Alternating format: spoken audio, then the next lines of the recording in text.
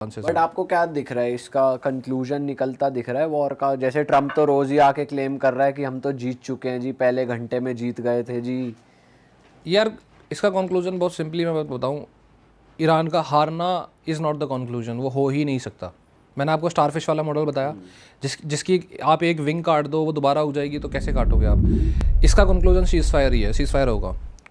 बस वो make sure ये करना चाहते हैं कि ईरान इतना पावरफुल ना बचे कि अगले 10-20 साल तक हम पे कुछ अटैक कर पाए।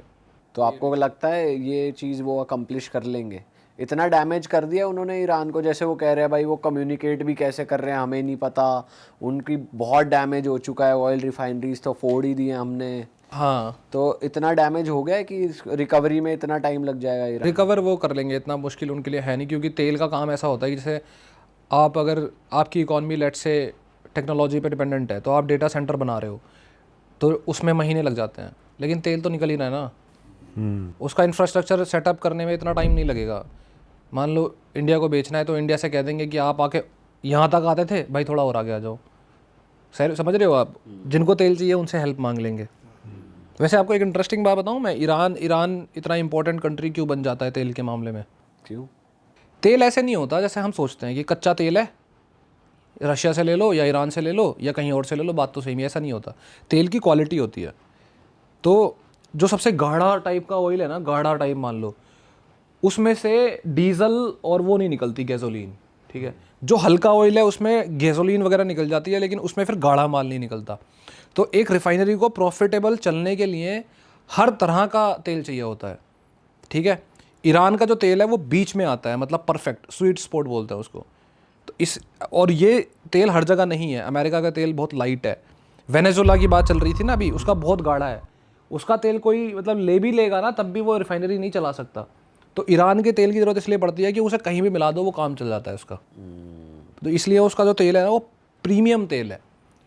इसीलिए इंडिया भी ईरान से तेल ले रहा था, जबकि यूएस के सैंक्शंस वगैरह हैं, हम रिस्क भी ले रहे थे। ये बात पता नहीं होती लोगों को। पर ये बात भी भाई बहुत अजीब है, जैसे यूएस के लोग आके कह रहे हैं, जैसे ट्रम्प के थ्रू ही या कोई भी उसका बंदा आके कह रहा है कि भाई इंडिया को अलाउ कर दिया गया 1 महीने के लिए, ले लो भाई। ये भी बात भाई बहुत अजीब लगी कि भाई ऐसे कैसे कह रहे हो यार, मतलब कि भाई अपना देश भी तो देश है यार, ऐसे कैसे वो कर रहे हो भाई। अच्छा, वो यूएस बोल रहा है? हाँ, जो यूएस बोल रहा है। हाँ, मतलब कौन होते हो भाई? जब तक वॉर चल रही है तब तक रशिया से ले लो। इस पे क्या टेक है भाई आपका? वैसे आप किस तरीके से देखते हो इसको? देखो, जो अगर ह्यूमिलेट कर रहे हैं एक तरीके से, अभी ध्रुव राठी ने जैसे पूरी वीडियो बना दी भाई कि ह्यूमिलिएट हो रहे हैं मोदी साहब। इसका टेक यार मेरा बहुत सिंपल है। अगर तुम्हें इस चीज़ का बुरा मानना है कि यूएस हमें परमिशन दे रहा है, वो क्यों बोलते हैं ऐसी बात है? क्योंकि उनको अपना वोट बैंक पे आ रहा है, ठीक है। वो अपने वोट बैंक को दिखाना चाहते हैं यूएस की पावर कितनी है, ठीक है। अब तुम्हें बुरा लग रहा है तो तुम यूएस के खिलाफ चले जाओ, ठीक है, उल्टे सीधे स्टेटमेंट्स दे दो, लेकिन उससे तुम्हारे रिश्ते थोड़े बिगड़ेंगे, ठीक है। उसके अलावा ऑप्शन क्या है कि तुम, ठीक है भाई, तू परमिशन देने वाला होता कौन है? वैसे भी अगर इंडिया परमिशन नहीं दे रहे, वो उनकी मजबूरी है। उसका रीज़न ये है कि अगर इंडिया भी ग्लोबल ऑयल को ख़रीदने लग गया तो ऑयल के प्राइसेस बढ़ जाएंगे बहुत ज़्यादा, ठीक है। तो वो यूएसए जो है, मान लो यूएसए को 150 रुपये में एक बैरल मिल रहा है, $150 में, वो 300 पहुंच जाए तो वो भी उनके लिए तो फिर वो और बहुत ज़्यादा दिक्कत है, बड़ी दिक्कत है। तो वो उसको बस ये है कि लैंग्वेज चेंज कर देते हैं। ज़रूरत उनको भी है, ज़रूरत हमें भी है, बस उसकी लैंग्वेज चेंज कर देते हैं। और हम इसलिए नहीं बोल रहे कि हमें अपना काम निकालना है। अब आप हर्ट हो रहे हो या मोदी को टारगेट करना चाहते हो तो वो वैसे कर लो। तो ये बेसिकली दबदबा दिखा रहे हैं कि हमारा दबदबा है, और हम किसी को भी हाँ ना कहें तो वो मान जाएगा कि भाई ये नहीं करना तो नहीं करना। हाँ, ट्रम्प तो यार ऐसे ही चलता है ना। ट्रम्प का काम तो दबदबा दिखा के ही तो उसने सब कुछ करा है। बट भाई आपको लग रहा है, मतलब वैसे ये सच है कि यूएस सच में super power, supreme power US ही है, या अभी थोड़ा आपका डिफरेंट टेक है? नहीं, वो तो है, यूएस से ऊपर नहीं है अभी कोई? यूएस से ऊपर नहीं है, पर कुछ सब्जेक्ट्स में चाइना उनसे आगे है। और चाइना और ईरान, चाइना बैक कर रहा है ईरान को इस वॉर में टेक्नोलॉजी वाइज और चीज़ें वाइज? ऐसे बैक कर रहा है कि आप मतलब इमेजिन भी नहीं कर सकते एक्चुअली कैसे करता है वो बैक। मतलब उसका एक एग्जांपल दे देता हूँ। जैसे जब यूएस ने, इजराइल ने एक फुटेज लाइव करी थी, वो फुटेज दे दूंगा अगर लगानी हो, तो उसमें उन्होंने क्या दिखाया कि हमने प्रेसाइज स्ट्राइक्स करी है और हमने उनके एयरक्राफ्ट उड़ा दिए। F-14 एयरक्राफ्ट थे। जबकि जब एनालिस्ट्स ने उसको एनालाइज करा तो पता चला कि वो एक्चुअली पेंटिंग थी, ज़मीन पे रखी हुई पेंटिंग थी, वो प्लेन नहीं था। अरे हाँ, ये देखा था मैंने ये। F-14 yes yes. तो सवाल ये आता है कि यार ऐसा ईरान जिसके पास सैंक्शंस लगे हुए हैं, जिसके पास एक ढंग की कोई गैजेट खरीदने का भी अलाउंस नहीं है बाहर से, वो इतनी तगड़ी तरीके से कैसे कर पाया ये सब। अब वो पेंटिंग सिर्फ बेवकूफ़ कैसे बन गया, क्योंकि उन्होंने पेंटिंग बनाई थी ना वो थर्मल पेंट से बनाई थी, थर्मल रिफ्लेक्टिंग पेंट, मतलब जब उस पर रडार आके गिरती है तो वो रिफ्लेक्ट करता है, Actual लगेगा। हाँ एक्चुअल लगता है वो।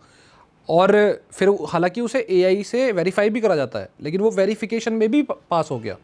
तो वो कैसे हुआ? एक्चुअली चाइना ना अपने उनके कुछ रेगिस्तान है, उन रेगिस्तान में वो कई सालों से प्रैक्टिस कर रहा है यूएसए के सारे एयरक्राफ्ट्स वगैरह फाइटर जेट्स बना के उनकी पेंटिंग्स बनाता है और प्रैक्टिस करता है उन पर बम फेंकने की। उसकी लैंग्वेज में वो डिफेंस करने का तरीका है, प्रैक्टिस कर रहा है, सिमुलेशन कर रहा है। लेकिन वो पूरी तरीके से ट्रेनिंग दे रहा था अपने एआई को कि एक एयरक्राफ्ट वॉर की सिचुएशन में दिखता कैसा है। परफेक्ट नहीं होता एयरक्राफ्ट, उसका कुछ टूटा हो सकता है, कुछ घिसा हो सकता है, वो वही एआई है ना। तो एआई को ट्रेन कर रहा था कि एक वॉर की सिचुएशन में नेचुरल रो एयरक्राफ्ट कैसा दिखता है, वही पेंटिंग जनरेट्स वो करता है। ईरान के पास वो कैपेबिलिटीज सो फार नहीं है, और वही पेंटिंग्स ईरान यूज़ करता है। और जब ईरान ने यूएस के एयरबेसिस पे अटैक किया, ठीक है, यूएस के एयरबेसिस मिडल ईस्ट में, तो सोचने वाली बात यह है कि ईरान ने परफेक्ट लोकेशंस पे कैसे अटैक कर दिया, जबकि उनके पास जीपीएस ही नहीं है। जीपीएस यूएसए का है, तो उनके पास जीपीएस नहीं था, उन्होंने परफेक्ट जगह पे अटैक कैसे कर दिया? तो कैसे किया मैं बताता हूँ। चाइना ने एक नेविगेशन मॉडल है जिसको पब्लिक कर रखा है, ठीक है, कोई भी यूज़ करो, उसकी मेथडोलॉजी है वो पब्लिक कर रखा है, कोई भी यूज़ करो, लेकिन वो इतना पावरफुल नहीं है कि तुम लोकेशन ढूंढ लो। अब चाइना की कुछ कंपनीज़ हैं जैसे मिराज विज़न, तो वो कंपनीज़ क्या कर रही थी, वो सैटेलाइट्स के थ्रू इमेजेस कैप्चर कर रही थी एयरबेसिस की, ठीक है, यूएस के एयरबेसिस की, और सोशल मीडिया पे डाल रही थी कि देखो यहाँ पे रखा है, यहाँ पे रखा है। और वो जो पब्लिक जीपीएस है, मतलब पब्लिक नेविगेशन सिस्टम है, उसके थ्रू तुम्हें गाइड करना है और तुम्हें इमेज मिल गई, कर दो शूट। मतलब जो इनडायरेक्टली चाइना बैक कर रहा है, उनकी उसकी टेक्नोलॉजी यहाँ यूज डायरेक्टली हो तो रही कर है ही रहा है, ऑब्वियसली वो भी खुल के कर रहा है, इतना खुल के कि वो जवाबदेही ही नहीं है उसकी। वो तो प्राइवेट कंपनी है ना जो ऐसा कर रही है, कर भले ही चाइना के कहने पर रही है, पर वो प्राइवेट कंपनी है, तो उसकी जवाबदेही नहीं है। भाई प्राइवेट कंपनी कुछ भी करे, हम क्या करें? और हमने अपना जो नेविगेशन सिस्टम है जीपीएस टाइप का, वो तो पब्लिक कर रखा है, कोई भी यूज़ करो भाई, हम रोक थोड़ी सकते हैं। और भाई ये भी कहा जाता है कि चाइना को भी बैक कर रहा है रशिया एक तरीके से, ये भी कहा जाता है रशिया और चाइना भी मिले हुए हैं, और रशिया भी बैक कर रहा है ईरान को भी। हाँ हाँ, तो क्योंकि वेपन्स ऐसे ऐसे कह रहे हैं, जो मिसाइल्स आती है जो कई हिस्सों में स्प्लिट हो जाती है, वो ईरान के पास होनी नहीं चाहिए। क्लस्टर सबमिनिशंस, वो वाली मिसाइल वो रशिया ने ही उसको सबसे ज़्यादा एक्सपर्टाइज है उसकी अच्छी खासी, तो वो रशिया ने ही ईरान को समहाउ सप्लाई करी थी एक्चुअली। और उनको पता भी नहीं चला, मतलब इजराइल और यूएसए को भरोसा नहीं हुआ कि उनके पास आ चुका है वो। और वो तब आया था जब रशिया को यूक्रेन पे अटैक करते हुए ड्रोन्स की ज़रूरत थी, और ईरान ने ड्रोन्स दिए थे बैग में भर भर के। अरे वाह, आपने ये वीडियो यहाँ तक देख ली भाई, तुमने हमारी मेहनत सफल कर दिया, तुम ही लोग हो असली रियल हिट। और अगर आपको बहुत मजा आ रहा है ऐसी क्लिप्स में, ऐसी वीडियोस में, तो फटाफट जाइए प्लेलिस्ट पे बिंज वॉच कीजिए और सारी वीडियोस देख डालो और मौज काटो। दैट इज इट, हम मिलेंगे नए पॉडकास्ट में, नए क्लिप में। Till then bye bye, see you, take care, do subscribe.